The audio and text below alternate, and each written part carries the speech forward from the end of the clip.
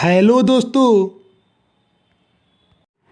आइए आज फिर से एनसीईआरटी बुक का पार्ट 3 स्टार्ट किया जाता है। आज का चैप्टर है दोस्तों क्षेत्रीय राज पंजाब एवं मैसूर। देखिए दोस्तों, आज का प्रश्न स्टार्ट किया जाता है।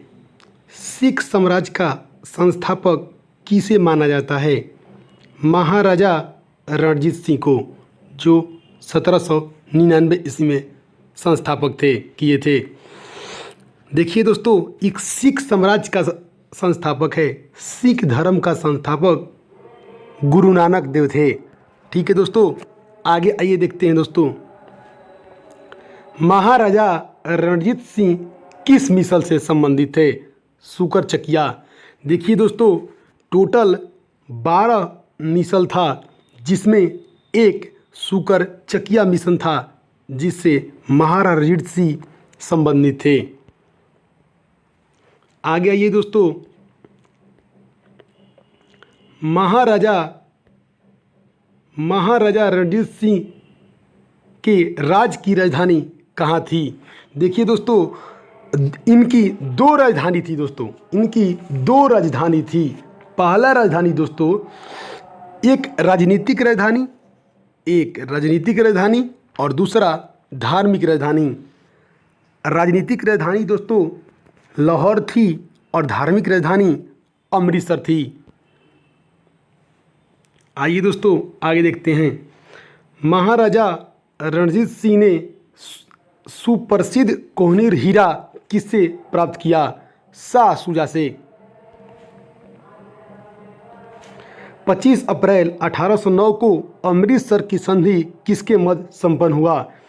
रणजीत सिंह और अंग्रेज के बीच। महाराजा रणजीत सिंह एक धर्मनिरपेक्ष शासक थे, इसीलिए इन्होंने कहा कि ईश्वर की इच्छा थी कि मैं सब धर्मों को एक निगाह से देखूं, इसीलिए उसने दूसरी आंख की रोशनी ले ली। वर्ष 1845 में आरंभ हुआ प्रथम आंग्ल सिख युद्ध के दौरान भारत का गवर्नर जनरल कौन था? लॉर्ड हार्डिंग प्रथम। प्रथम आंग्ल सिख युद्ध किसके संधि समाप्त हुआ? प्रथम आंग्ल सिख युद्ध किस संधि द्वारा समाप्त हुआ? लाहौर की संधि 1846 ईस्वी में। लाहौर की संधि 1846 ईस्वी में। महाराजा रणजीत सिंह का उत्तराधिकारी कौन था? खड़क सिंह। आइए दोस्तों, महत्वपूर्ण संधियां समझते हैं और किनके बीच में हुआ था। देखिए दोस्तों,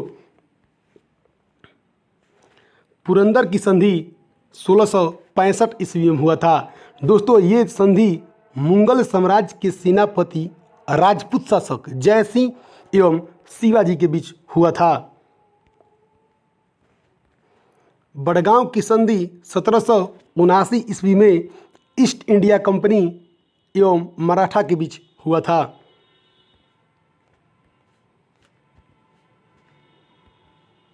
सालाबाई की संधि 1782 ईस्वी में ईस्ट इंडिया कंपनी एवं मराठा के बीच हुआ था। देवगांव की संधि 1803 ईस्वी में रघुजी भोसले एवं अंग्रेज के बीच हुआ था।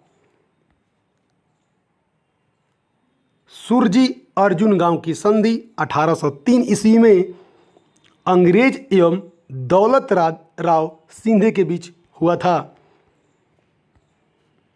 पूना की संधि 1817 ईस्वी में बाजीराव द्वितीय एवं अंग्रेज के बीच हुआ था। देखिए दोस्तों, ये कहीं 1818 भी दे देता है। और दोस्तों, इस संधि में पेशवा की हार हो जाती है। लाहौर की संधि 1846 ईस्वी में मेटकॉफ एवं रणजीत सिंह के बीच हुआ था। अमृतसर की संधि 1809 ईस्वी में अमृतसर की संधि 1809 ईस्वी में ईस्ट इंडिया कंपनी एवं रणजीत सिंह के बीच हुआ था। आइए दोस्तों अगला देखते हैं, द्वितीय आंग्ल सिख युद्ध किस गवर्नर जनरल के कार्यकाल में संपन्न हुआ? लॉर्ड डलहौजी में, लॉर्ड डलहौजी के शासनकाल में।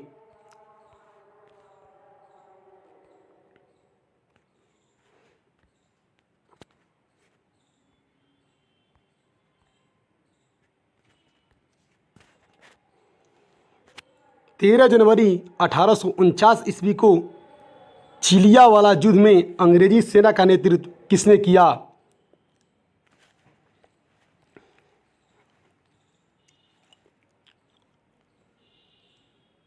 लॉर्ड गॉफ, लॉर्ड गॉफ ने किया।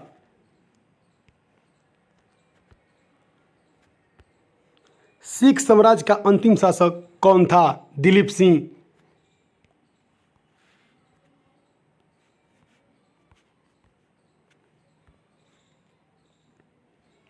1849 ईस्वी में ब्रिटिश साम्राज्य के सिख साम्राज्य के विलय के दौरान भारत के गवर्नर जनरल कौन था? लॉर्ड डलहौजी।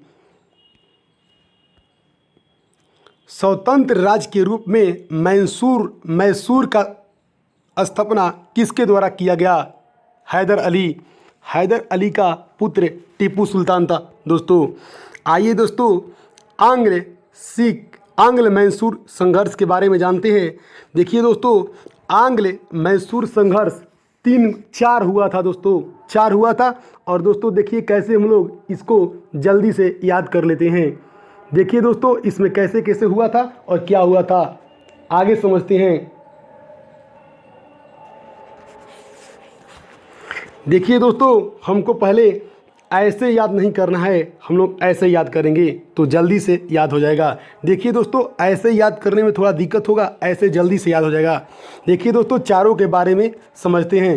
पहले 4 दोस्तों युद्ध हुआ था, संधिया मतलब हुआ था, युद्ध भी हुआ था दोस्तों। और शासक भी समझते हैं। यहाँ युद्ध दिया हुआ है, यहाँ मैसूर का कौन शासक था और उस समय बंगाल का कौन गवर्नर था और किस संधि के साथ समाप्त हुआ और उसमें क्या विशेषता है दोस्तों, उसके बारे में समझते हैं। आइए दोस्तों पहला देखते हैं। देखिए दोस्तों, पहला प्रथम आंग्ल मैसूर युद्ध, उसके बाद द्वितीय आंग्ल मैसूर युद्ध, तृतीय आंग्ल मैसूर युद्ध, चतुर्थ आंग्ल मैसूर युद्ध। 4 हुआ था दोस्तों, याद करेंगे 1 2 3 4। देखिए दोस्तों ईस्वी कैसे याद करते हैं। पहला ईस्वी है, देखिए दोस्तों टोटल 1700 में हुआ था, तो 1700 स्टार्ट करेंगे। पहला आंग्ल मैसूर युद्ध 1767 से 1769 के बीच। दूसरा 1780 से 1784 के बीच। तीसरा 1790 से 1792 के बीच। चौथा 1799 ईस्वी में। ठीक है दोस्तों, चारों फिर एक बार रिकॉल करते हैं। पहला 1767 से 1769, दूसरा 1780 से 1784, तीसरा 1790 से 1792, चौथा 1799 ईस्वी में। ठीक है दोस्तों, देखिए दोस्तों उस समय शासक कौन था? 4 युद्ध हुआ, चारों युद्ध में मैसूर का शासक कौन था? देखिए दोस्तों, दोनों में प्रथम द्वितीय दोनों में हैदर अली था और तृतीय और चतुर्थ में टीपू सुल्तान था। चारों याद हो गया। चारों में मैसूर शासक उस समय कौन था?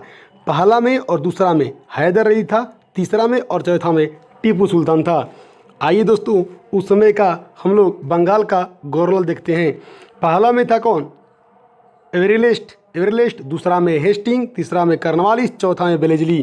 पहला में वेरेलेस्ट, दूसरा में हेस्टिंग, तीसरा में कर्नवालिस और चौथा में बेलेजली था।